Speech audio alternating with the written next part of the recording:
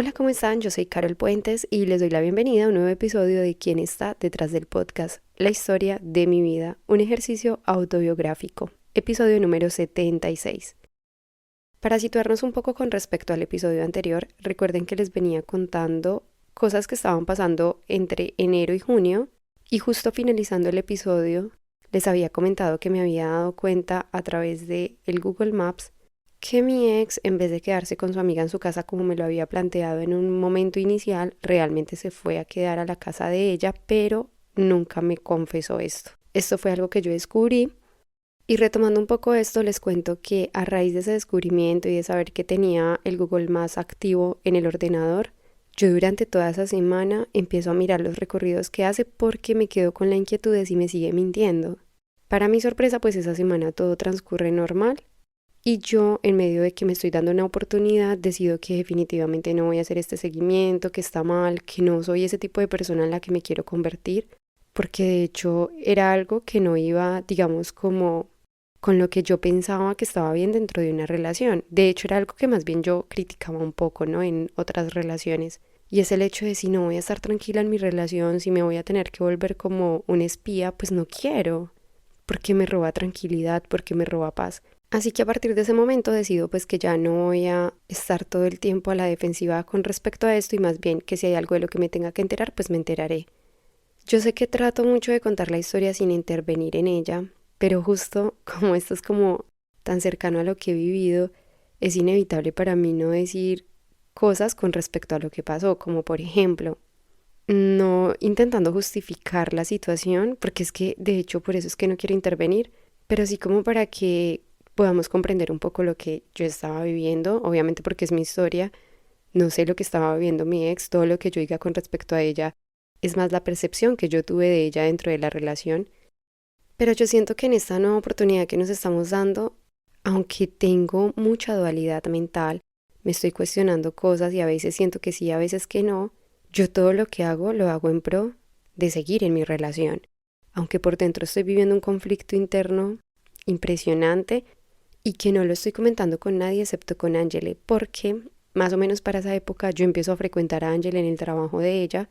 Cuando hacía carrera cerca de donde ella trabajaba o así, lo que hacía era irme hasta donde ella y empezar como a desahogarme.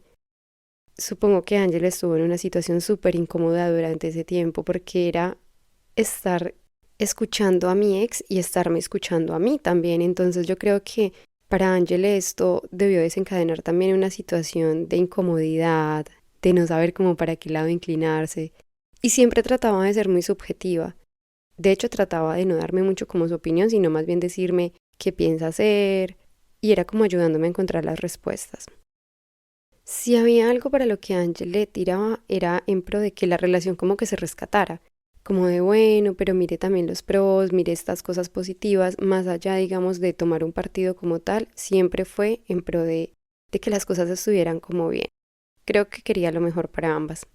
En todo caso, esta situación pues que pasa con esa amiga se queda así, yo siento que ya no se vuelve a frecuentar tanto con ella, sí que algunas veces quedaron. A mí la verdad no me gustaba mucho como esa amistad, pero por cosas que no voy a decir acá, que sentía que yo ya conocía, digamos, ese lado de mi ex, me lo había comentado en un momento como si eso hiciera parte de su pasado, pero como que a raíz de esta amistad eso empieza a volver a ser parte del presente. Yo en mi intención de no juzgarla ni nada, lo que hago es como esperar a que como que se pase ese boom de que estoy con mi amiga y estoy haciendo estas cosas y como que todo vuelva a la normalidad. Normalidad que yo siento que vuelve muy rápido, de hecho. Para el mes de julio ya iniciamos el viaje a Bogotá, era una semana para compartir con su familia, aprovechando que su abuela estaba pasando por una dificultad de salud y su mamá iba a ir a cuidarla a Bogotá, entonces era como el momento ideal para yo conocer a la familia en un punto como más neutro.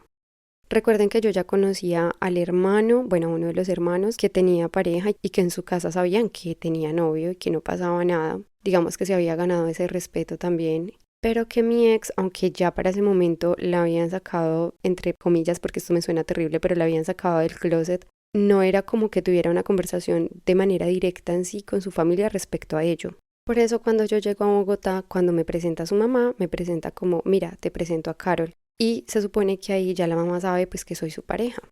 Yo ya conocía a una tía de ella también porque trabajábamos con ella en los eventos. No sé si la tía intuía que yo era la pareja o no, o pensaba que era una amiga, pero con esa tía también nos frecuentamos, conozco a la abuela y toda esa semana es una semana muy familiar. Pero antes de iniciar ese viaje, pasan varios sucesos con respecto al carro. ¿Y por qué quiero traer esto a colación? Porque ustedes saben que nosotras tuvimos muchas dificultades por el carro, ella sentía que no era un buen negocio, de hecho tenía un patrón y era tender mucho a la comparación, tanto de ella o con cosas o con que tengo esta edad y debería tener esto, también con respecto a cosas mías, con otras cosas y entre esas pues el carro mío con el carro que el hermano había comprado. Ese carro es el que ella tiene y maneja y que está decidiendo si comprar o no y del que ella alardeaba pues que tenía mejores características que el mío en cuanto a que era un 2019, la manivela era mucho más suave que la mía, tenía airbags que era muy importante pues en caso de un accidente, también tenía rines de lujo si no estoy mal, o tal vez no, bueno no recuerdo, pero digamos que tenía muchos pros. Yo estaba feliz con mi carro, o sea, cuando digamos esto salía a relucir, pues yo decía, claro, es otro modelo, no pasa nada, pero el mío para ser el modelo que es está perfecto. Mi carro realmente me encantaba un montón y nunca como que me dolió esa comparación ni nada, sino que lo veía más como algo objetivo, ¿no? Como, es que esta es una mejor inversión porque es un año más actual, bla, pero no era como que lo viera en contra ni mucho menos. Que se tornaba a veces incómodo, sí, a veces por el tono, pero el resto, digamos que a mí no me afectaba eso. Lo que sí me puso a pensar un poco fue cuando ya íbamos a hacer el viaje y pues lo ideal es que si uno va a hacer un viaje de 8 horas por carretera y hay un carro que es más actual y que te brinda más seguridad, pues en qué carro se va uno, en ese sí o no. Pues no. Mi pareja decide que nos vayamos en mi carro, aunque me da unas razones de peso también muy válidas y es que estaríamos más cómodas porque es el mío, yo soy más relajada, digamos que con el otro carro había que tener más cuidado, ella todavía no estaba segura de si se lo iba a quedar.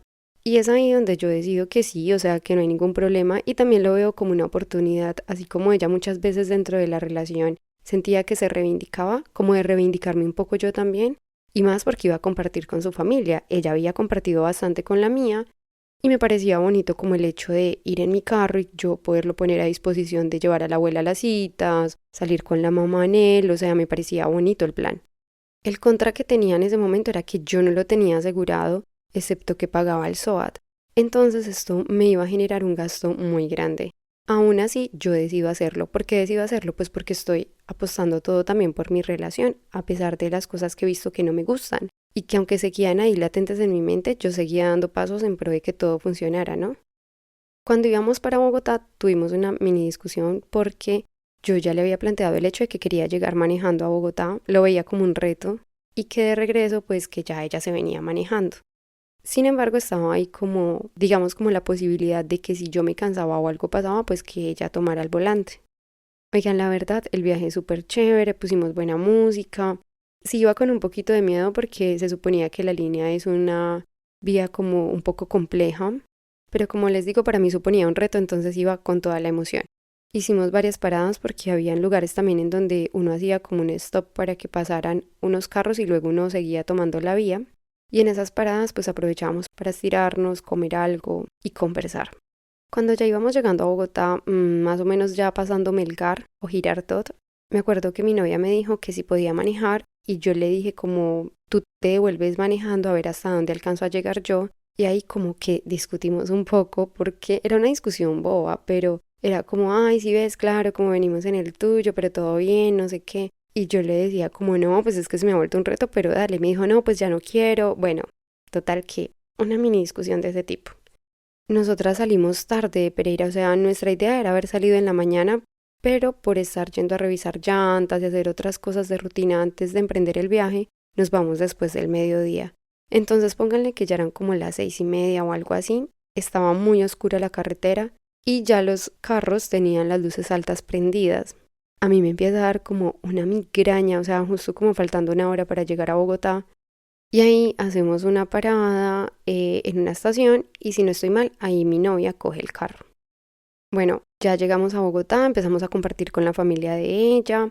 Como yo iba con tan poco presupuesto, porque además eran días que yo no iba a estar generando ingresos y que yo sí o sí pues debía estar trabajando de Uber o debía estar haciendo animación comercial y demás, me había tocado pagar el seguro, bueno, entre otras cosas, pues yo no llevaba efectivo.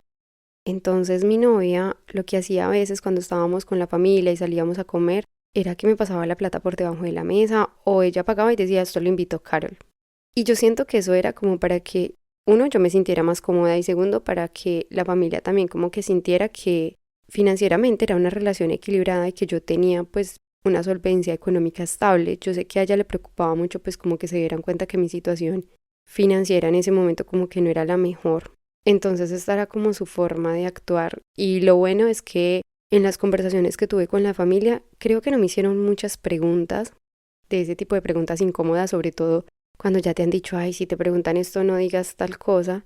Creo que no tuve que lidiar con este tipo de preguntas, menos mal. Y la verdad es que fueron momentos muy agradables en familia, o sea, con la familia de mi novia, a pesar de que la abuela estaba en una dificultad de salud. Yo creo que el hecho de que estuviese pasando esa dificultad de salud también hacía que la atención de toda la visita estuviera muy como enfocada a la abuela precisamente. Entonces también esto evitó ese tipo de conversaciones o ese tipo de espacios para hablar como de nosotras o de nuestra relación. Sin embargo, cuando nos íbamos a ir, yo me di cuenta que la mamá obviamente ya sabía que éramos pareja por algo que me dice antes de irnos. Ella me dice algo muy especial y que me hace sentir muy bien a mí con respecto también a cómo me percibió su familia, especialmente su mamá. Su papá pues no estaba allá, no había viajado, o sea, la idea era que en diciembre yo fuera a Cúcuta a conocer a su papá porque además ese día la mamá me extiende esa invitación a que vaya a Cúcuta a pasar Navidad.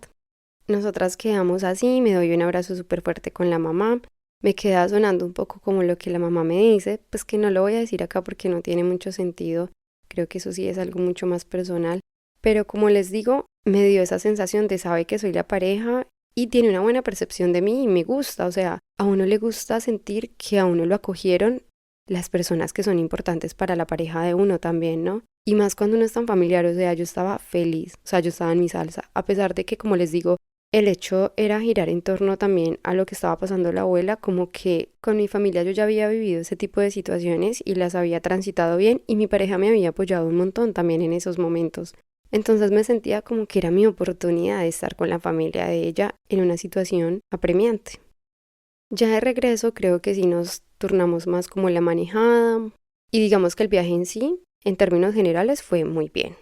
Yo no estoy segura si para ese momento del viaje, no sé si antes o después, yo ya le venía planteando a mi novia que tenía ganas de renunciar al colegio porque yo sentía que ya había cumplido mi ciclo. Yo sentía que ya era hora como de volver a coger vuelo y no sé cómo explicarles esto porque esto es algo que me pasa muy recurrentemente. Además que pasa en un momento tan raro porque es justo cuando ya tengo mis planeaciones, digamos que los 2 primeros años estuve aprendiendo a dar clase, aprendiendo a planear, aprendiendo a saber cuáles son los ejes temáticos para cada grupo, a tener ya digamos como tus recursos para que después no tengas que trasnocharte tanto planeando una clase y demás.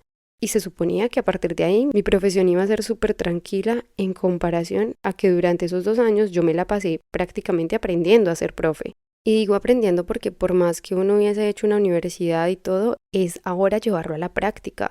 Yo me sentía súper bien con mis estudiantes, me gustaba, pero sentía que me estaba abandonando a mí con respecto a lo que yo quería dedicarme. Y empieza a cobrar mucho, mucho peso y yo empiezo a pensar, bueno, ¿y si renuncio y me dedico a hacer Uber y hago locución comercial? Y empiezo por fin a darme la oportunidad de buscar un trabajo que tenga que ver con lo mío, con mi pasión, con mi profesión, con el enfoque que yo esperaba desde que inicié la carrera. Yo le comento esta situación a mi novia y ella me dice, ¿sabes qué? Para adelante, seguramente algo vas a conseguir, seguramente algo va a salir. Y de hecho, ella me dice como, ¿qué te parece si empezamos a grabar contenido como yendo a lugares y demás? Yo te grabo lo que tú necesites que te grabe y te puedo prestar mi tarjeta de crédito para que te compres un mejor celular. Es ahí cuando yo me compro el celular que tengo actualmente, que es el iPhone 11, que lo vi como eso, como una inversión, por la calidad de la imagen, porque podía grabar las voces, además yo grababa mis voces para los videos del canal infantil en el celular de ella, que era un iPhone y me encantaba porque sentía que cogía muy bien la voz. Entonces era una inversión sí o sí por donde lo viera y además pues también qué rico porque me gustaba el modelo, me gustaba todo. Para ese entonces yo me acuerdo que íbamos mucho a restaurantes bonitos, grabábamos el recorrido, grabábamos el lugar, algunos de los productos que ahí vendían, lo que nosotras comíamos. Y yo subía esos videos a TikTok. Recuerdo también que en algún momento, no sé de qué época del año, estuvimos en la feria del libro y también grabamos algo con respecto a esa feria y unos libros que ya había comprado. Y todo esto se da también a raíz de que antes de que yo obtuviera este celular, yo empecé a grabar unos videos como hablando de temas generales con el celular anterior que tenía y la resolución quedaba un poquito malita. Pero yo de hecho debo tener un video en TikTok, tengo que revisarlo, sino que eliminé la aplicación. Pero hay un video que yo me acuerdo que yo lo grabé para un momento en el que nosotras terminamos y yo estoy en el carro como pensando un montón en esto y me paso a la parte de atrás mientras espero que me salga una carrera de Uber y empiezo a grabarme hablando como de esa situación sin ser específica. Pero era más como a modo reflexión. Y me acuerdo mucho que estaba frente a una casa en la Circunvalar que me encantó y la miré y pensé, premonición, en algún momento voy a tener una casa así. ¿Por qué? Porque me encantan las casas grandes, por el hecho de pensar que toda mi familia se va a poder reunir ahí, que voy a poder compartirla con las personas que más quiero. No sé, la veo como el punto de encuentro familiar. Y me gustan los espacios, tener como mi oficina, tener una parte donde haya un piano, mi biblioteca. Con eso sí que soy bien soñadora. Yo creo que ese fue el primer video de reflexión que yo grabé en pro de hablar como de relaciones y cosas así. Y si no estoy mal, es precisamente o porque nos vamos a dar una oportunidad o porque estoy decidiendo estar sola en ese momento. Por eso es como que quiero mirar la fecha para ubicarme un poquito mejor. Bueno, en todo caso, yo lo que hacía mientras esperaba que me salieran carreras y demás era escuchar podcasts. A veces leía, me ponía a pensar y a mí se me volvió como un lugar muy ameno estar en el carro. Y además recuerdo algo muy bonito y es que como yo lo limpiaba y lo cuidaba tanto, mi mamá siempre cuando yo lo parqueaba ahí en la casa para limpiarlo, ella se sentaba en la parte de adelante, de al lado del conductor, pues de donde va uno como conductor, y se ponía a hacerme compañía y a conversarme. Y se quedaba ahí tranquilita y eso no sé, me gusta, tengo ese recuerdo como tan guardado en mi corazón. En todo caso, y hablando pues de esta situación nuevamente con mi ex de lo de renunciar al colegio, yo pago preaviso, es decir, yo aviso con tiempo que me voy a ir. Por eso yo creo que incluso para cuando yo voy a Bogotá con mi pareja, yo ya he dado ese preaviso. Mi intención era salirme precisamente más o menos para la fecha en la que entré, que era agosto. Creo que yo finalizo agosto en el colegio todo el mes y a partir de ahí es que ya quedo, digamos, entre comillas, como independiente. Oigan, del colegio tengo tantos recuerdos tan bonitos, de hecho me acuerdo de varias cosas. Una, tengo muchos recuerdos con mis estudiantes de clases muy puntuales, de frases muy puntuales, de cosas que algunos me dijeron. Tengo varios estudiantes que recuerdo con nombre propio y apellido y que llevo siempre en mi corazón. Y hay una estudiante en particular, bueno, hay varias. Por ejemplo, está Salo, que era súper bonita conmigo. Ella estaba como en 10º, luego pasó a 11.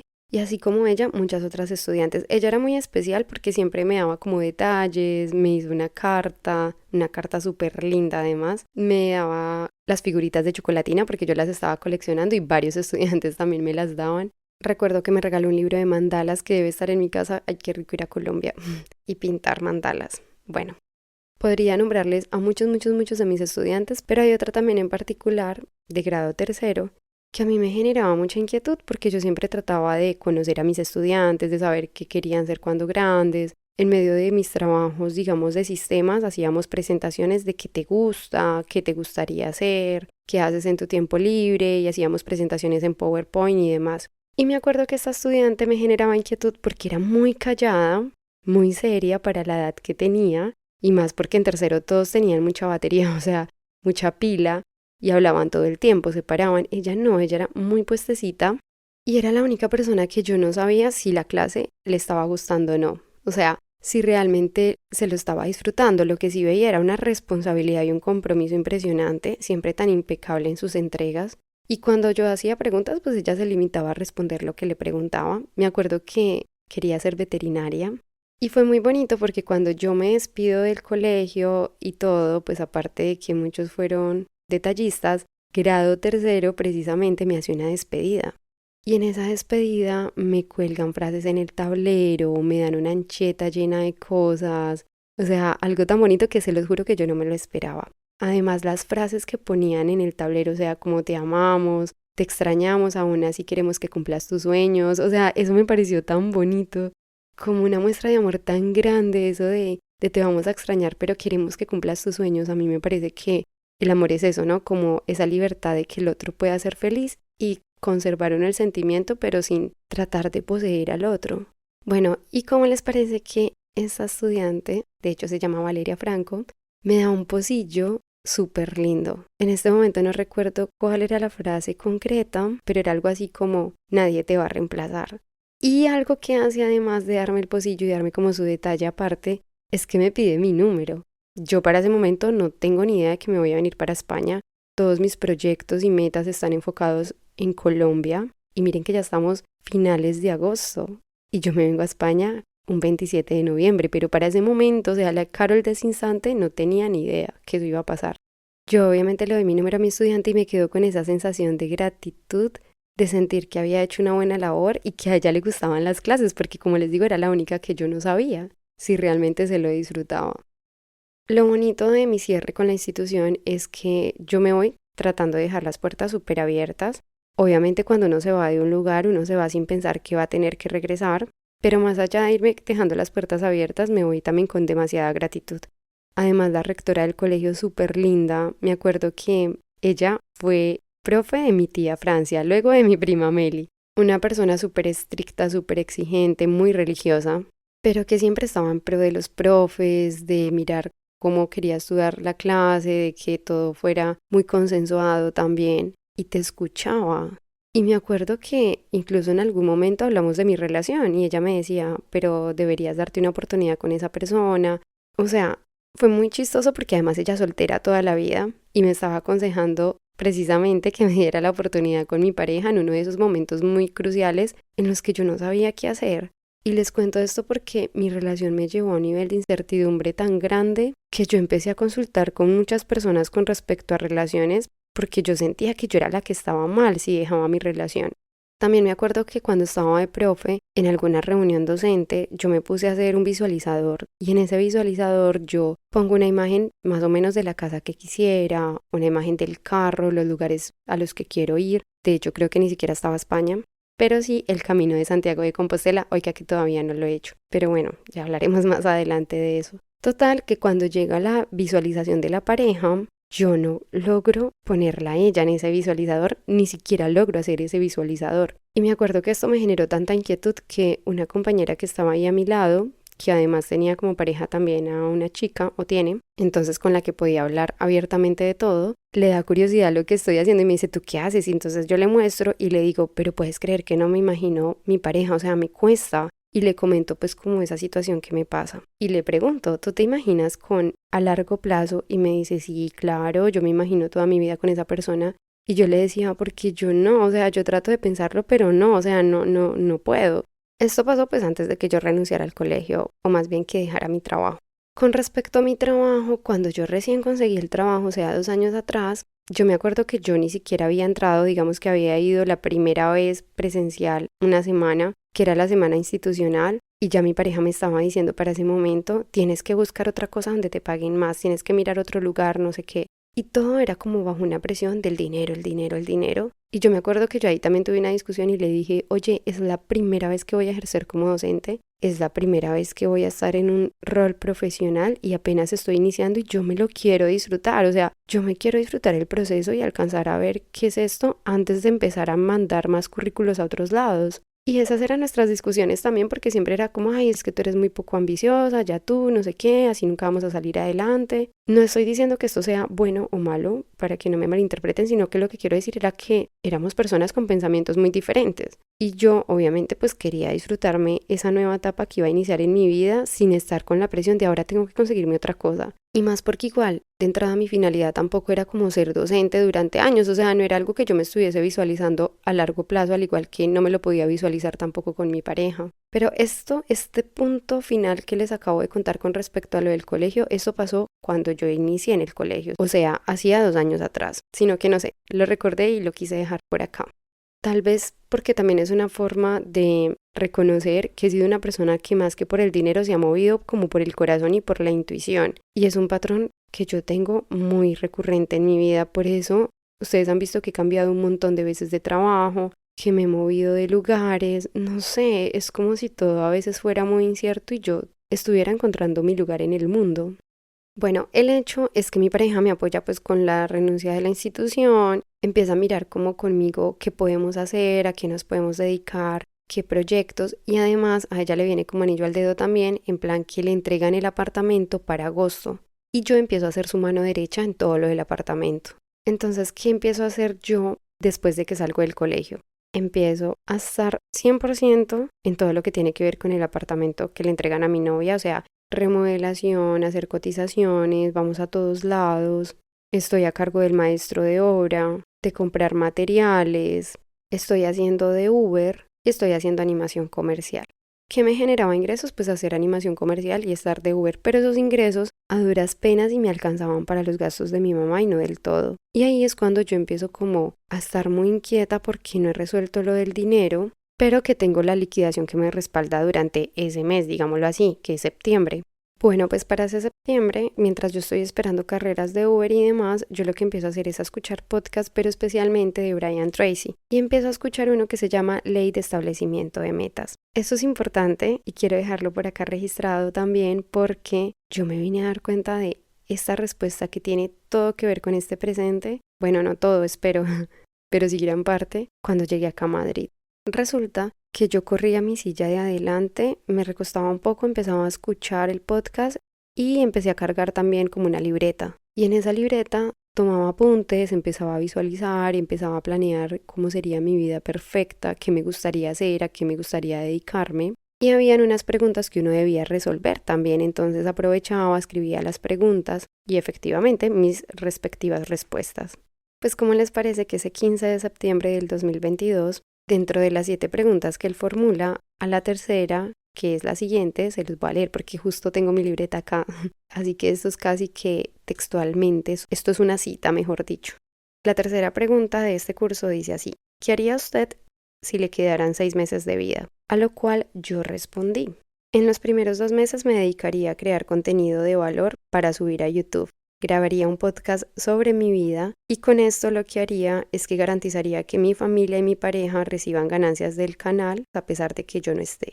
El resto de los meses me dedicaría a vivir cada día, estando muy presente en la realidad, compartiendo con mi familia y, de ser posible, el último mes me la pasaría viajando y agradeciendo por todo lo vivido. Fue muy curioso para mí leer esto acá en Madrid después de que yo ya estaba grabando quién está detrás del podcast, porque es precisamente la historia de mi vida. Pero cuando yo inicié este podcast, me acuerdo tanto que estaba como desayunando y yo pensaba, bueno, ¿y la gente qué va a pensar? ¿Que quién está creando hablando por hablar y que quién es esa persona y por qué dice lo que dice? Empecé a soñarme muy recurrentemente que salía desnuda a la calle y no entendía este sueño, además porque fue repetitivo durante esa época. Y era como que yo salía a la calle y cuando menos pensaba me faltaba, no sé, la parte de abajo, completamente. O me faltaba la ropa y yo no me percataba y después me daba cuenta de eso. Y un día se me ocurre grabar quién está detrás del podcast, que es precisamente la historia de mi vida. Me asustó, no les voy a negar, cuando leí esta respuesta acá y dije, espero que no me queden 6 meses de vida, aunque esos 6 meses ya se cumplieron hace mucho rato porque yo llevo más de un año grabando este podcast. Creo que lo único que ha cambiado es que si de verdad yo me fuera a morir, no sé, muy pronto, es que los ingresos que quiero que esto genere sean específicamente y netamente solo para mi familia. Mi pareja ya no entra ahí porque además no tengo, estoy soltera. Y ustedes tendrían una gran labor y es ayudarme a que esto se viralice para que a mi mamá, a mi hermano y a mi familia no les falte, por favor, nada. Pero como yo confío en que voy a vivir muchos años, tranquilos. Pueden viralizarlo, pero pues para que yo pueda tener esa vida que tanto he soñado también, si quieren. Oiga, no, pero hablando en serio, yo amo mucho la vida. Yo digo que estoy lista para irme y para morirme, porque pues sí, o sea, como que nada me detiene excepto mi familia, pero no es algo que yo quiera que pase. No quiere decir que yo voy a hacer cosas para que eso pase. Con que me muera a los 100 años está perfecto para mí, así que espero que esto no se cumpla. O sea, esta última pregunta, como que sean 6 meses de vida, no, por favor y gracias. Bueno, retomando lo que es mi historia de vida, entonces yo hacía eso, ¿no? Escuchaba podcasts, empezaba a escribir lo que quería, hice mi visualizador y empiezo además a presentar casting. Empiezo a presentar casting para novelas en Bogotá, que enviaba los videos, digamos, desde Pereira. Mi pareja me empieza a ayudar un montón también con grabarme. Y en septiembre pasa algo muy especial también, y es que conozco a uno de mis sobrinos por parte de mi hermano Andrés, que es mi sobrino Natanael. Imagínense, mi sobrino fue creo que 21 años ya, no nos conocíamos, un sobrino súper pilo, yo me muero de ganas por ir a conocer a mis sobrinos al Amazonas o que ellos vayan a mi casa. Ahora tengo un sobrino en mi casa que es mi sobrino Jonathan. Creo que Natanael tenía más edad, porque Jonathan creo que es el que tiene 21, y yo creo que Nata tenía como 25 años ya. Bueno, no sé, porque Nata es uno de los mayores. En todo caso, esto fue demasiado especial. Fuimos a visitar a mi tía Amparo y compartimos un montón con mi sobrino durante el poquito tiempo que estuvo, a quien quiero demasiado y que espero que todo le vaya muy bien porque además es súper pilo, o sea, súper inteligente, es un gran líder de su comunidad y además tiene un compromiso muy grande también con su religión. 2 días después del 15 de septiembre, o sea, el 17 de septiembre, mi pareja y yo nos vamos al concierto de Coldplay y Dua Lipa. ¿Qué pasó en este concierto? ¿Cómo nos fue? ¿Cómo se dio lo de este concierto? Pues imagínense que yo creo que ella ya había comprado las boletas desde que habíamos terminado, por ahí hacía un tiempo, dentro de este mismo año, y no sé con quién había planeado ir. La verdad ni lo recuerdo o tal vez ni me lo dijo. Pero al final las personas que iban a ir con ella se echaron para atrás. Yo nunca era de ir a conciertos ni de programar nada así. Y aunque admiro muchos cantantes y todo, no era como que yo dijera, uy, me voy a pagar esta boleta carísima para ir a ver a alguien, no. Además, este concierto implicaba viajar a Bogotá, entonces implicaba tiquetes, estadías y demás.